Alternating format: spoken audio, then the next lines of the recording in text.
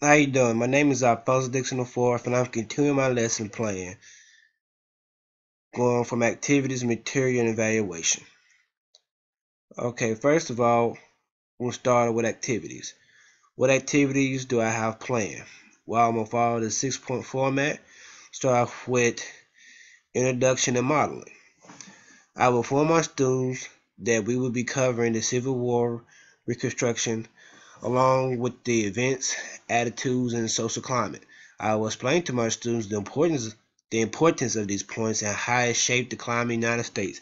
I will model this by the cause and effect model. I will teach the event as it relate to other prior events. The students are expected to infer and draw connections among these events. Next, under guided practice, I will group my students into small groups of 4 max. Then I pass each group a handout.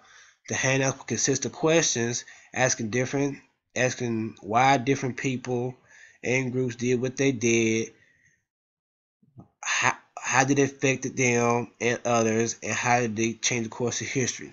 Students are encouraged to discuss these questions, to discuss their ideas among with their group members. I'll be walking around listening to each group as they work. I will make sure that each group is on the right track and to check and see if they have any questions. After 5-7 minutes have passed, each question will be discussed aloud by each group.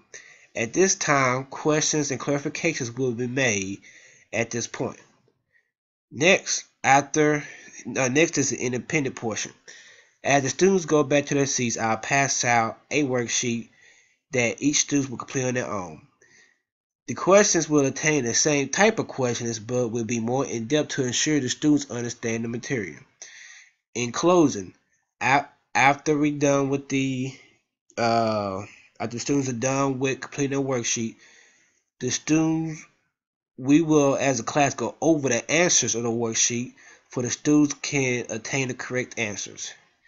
Lastly, formative assessment, I will assign a 1-page assignment for homework that will be graded, and the questions will be asking the student the key events during the Reconstruction period, asking why the South is bitter towards the South, or why the South is bitter towards the North. By me asking the student questions and observing them, this also will serve as formative assessment as well. Why did I choose these type of activities? Well, I chose this type of activity to simply give my students ample amount of practice to make sure they understand the events and why they happen before I grade them on their knowledge of the content. Next, number 5, my material and resources.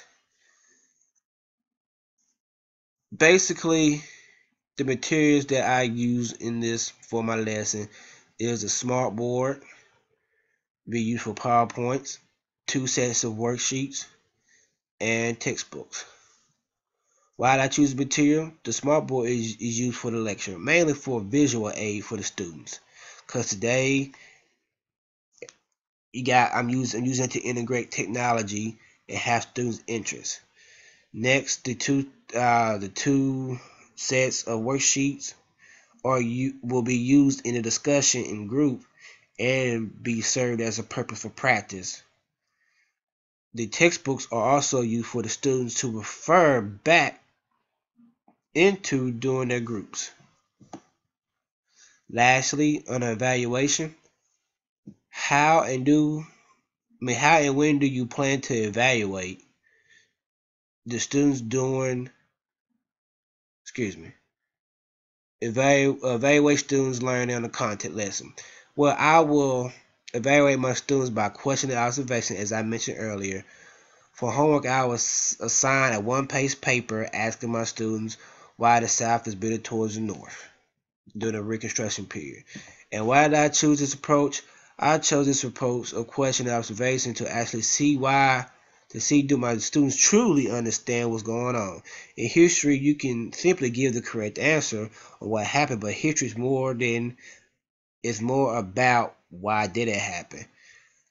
So I must watch my students closely to see if they understand what's going on and did they understand it. The paper is more of a reinforcement to ensure that the students can express their ideals and their knowledge of the content in a formal educational assessment.